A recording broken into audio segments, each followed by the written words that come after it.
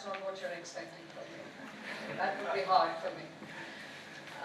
I'll start talking a little bit about when I was, looks like the average age of this audience, when I was back in business school many years ago. And I read an article in Economic Times. It was an interview with a leading admin of that time, a real ad guru, very famous man at that time, and even today. And it was a full-page interview, but I remember one part of it very, very vividly. He was asked, when you select people for your advertising agency, what is it that you look for? And he said, I look for passion. I don't care what their background is, I don't care what they do, but do they have the passion? And it doesn't matter in what area. It could be to run a marathon, it could be whatever else. Do they have that absolute passion and drive in their life? And then I know that I have the beginning of something that I can work with within my organization.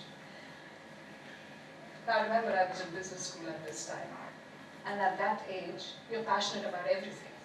You're passionate about the party the coming weekend, you're passionate about, you think you can change every organization, you can transform the world, you can solve world hunger. So I thought, what's the big deal about it anyway? Okay, we all have passion in our life, so good. It's a good article, but it's commonplace.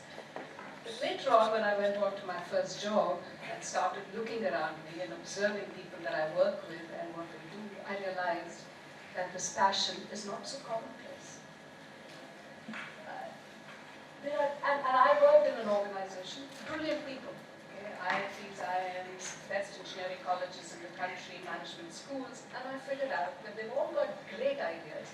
But I slowly figured out that these are what I call as armchair visionaries or armchair debaters. Okay? They have the great ideas, but unable to translate it and implement it. And what is missing was that drive, that passion. And I noticed that there are three things when I say it's not commonplace. One of them is that they have great ideas but not able to translate it to reality. They didn't know how to communicate, they didn't know how to make themselves known, and so on. So basically I found that the passion that I read about and I thought was absolutely necessary in an organization for an individual to succeed is not there in people. And I soon realized also that that's what really makes a difference between great leaders and ordinary managers. When I started to take on more responsible positions within the organization and started to look for, I started to build on this and started to look for people who have this passion. It sounds easier said than done that, okay, let's go find a man or a woman who's passionate and then give them the job. But what really do you look for at first? I started to do it quite intuitively.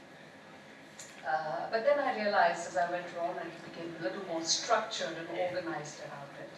And I said, let's look for what are those qualities which really makes a passionate leader. And I believe a passionate leader is one who really succeeds.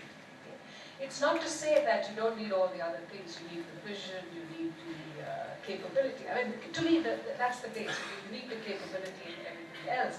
But is capability enough? Is vision enough? No. I believe that you need that absolute passion to be able to take it to the next level. So let me share with you a little bit of what really I look for and what I believe makes a difference, and illustrate it with some examples. So there are three things basically, just three. Okay? Number one is the conviction. The absolute conviction combined with the hunger, a hunger to succeed, fire in the belly, there are many different ways to call it, but an absolute belief in oneself and one's idea combined with the desire to succeed. Number two is the willingness to take on a challenge and look at the big picture. And number three is the ability to communicate. Just three things.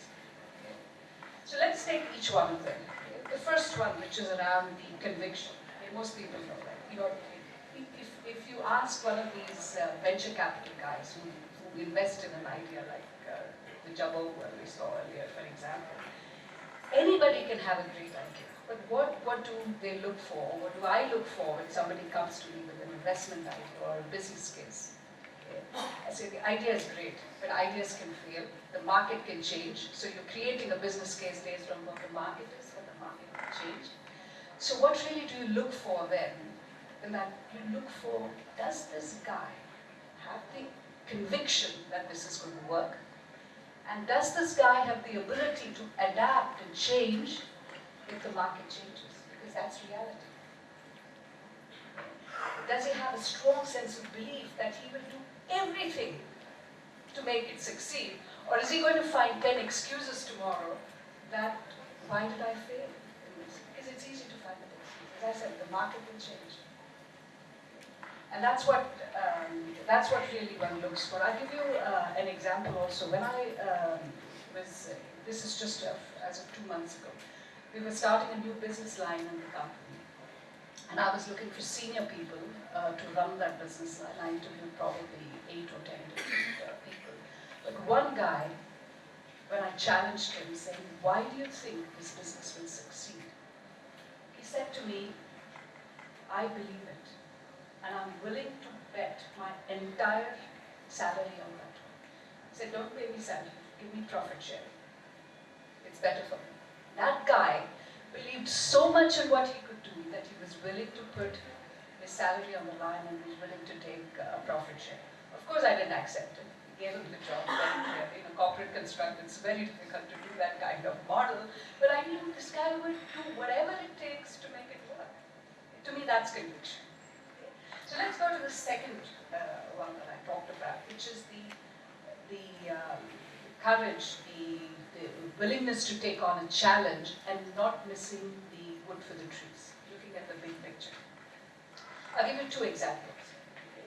One is of a lady that I met, and that experience stayed with me for years. It was only 3 years ago that I met her. Okay? She a lady called Mrs. Poonawala. She was the head of Alpha Laval in India. She's now retired. But she started out her career as an engineer on the shop floor, I think maybe in the 60s, 70s. Not many women on the shop floor, in a core manufacturing organization. And she said to me, they did everything to make her miserable and get her out of the shop floor. Everything.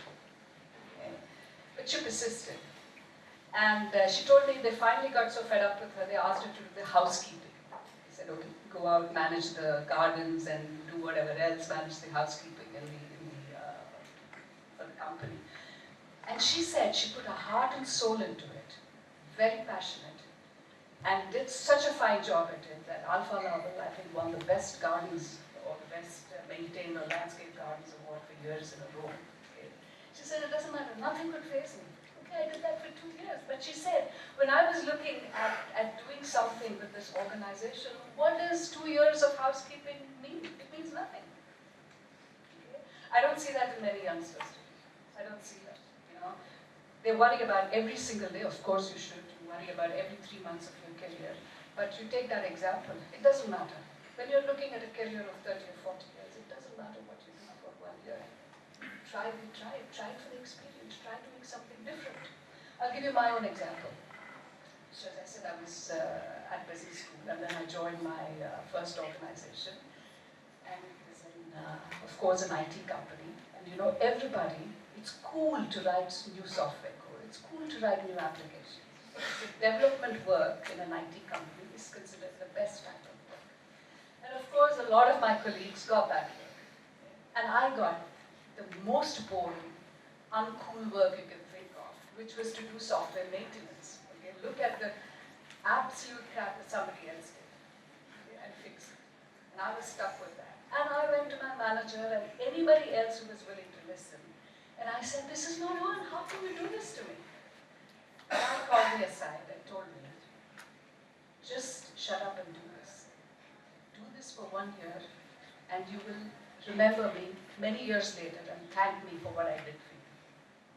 He said, you will learn more here through mistakes of what others did than you will ever do trying to start writing code yourself. And I can tell you, I don't know where this man is today. I think he emigrated to Australia or somewhere, but I do remember very well what he said. And I can tell you I've learned more than a lot many people. I did that job for 18 months and it was one of the best things. I hated it at that time. I was not mature enough to understand the power of it. But today when I look back, I think it was one of the best starts to my career that I could have gotten. So that's what I mean. Take every challenge. Just put your energy and passion into it and just get on with it. And look at the big picture and look at the entire career span and say, what does it do for me? Let's come to the third point, which is around communication. People talk about charismatic leaders and what really drives that charisma. I believe there is a couple of things. One is, if you have the conviction, if you have that strong belief that your idea is good, you will anyway want to stand on the rooftops and talk about it. And it's that conviction and the need to communicate and the need to take people with you that really creates the charisma. It's not about looking good, it's not about dressing good, it's not about anything else. It's about absolutely taking what you have and communicating it and talking about it with passion. That's it.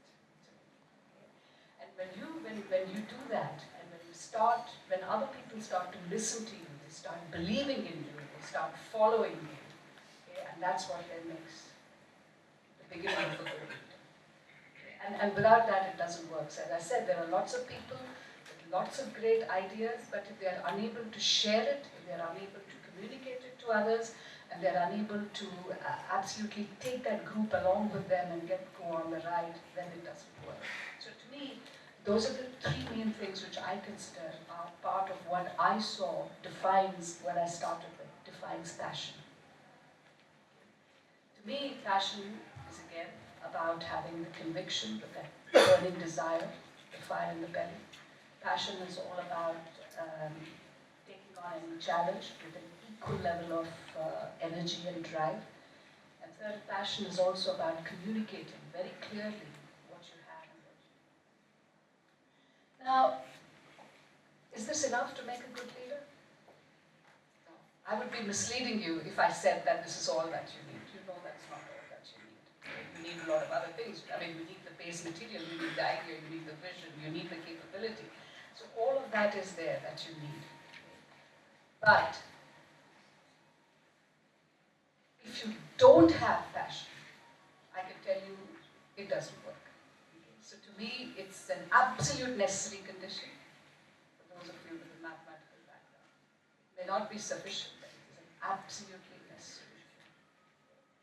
So in my view, what differentiates average managers, average leaders, from the absolutely superlative leaders is that quality called as passion. I have the passion to lead. I have the energy, I have the drive, I have the passion to lead. And I hope each one of you reflects on that and thinks about it. Do you have the passion to lead? Are you in the right business? Are you doing the right things? Do you have the passion to lead? And I hope you all find it and become great leaders.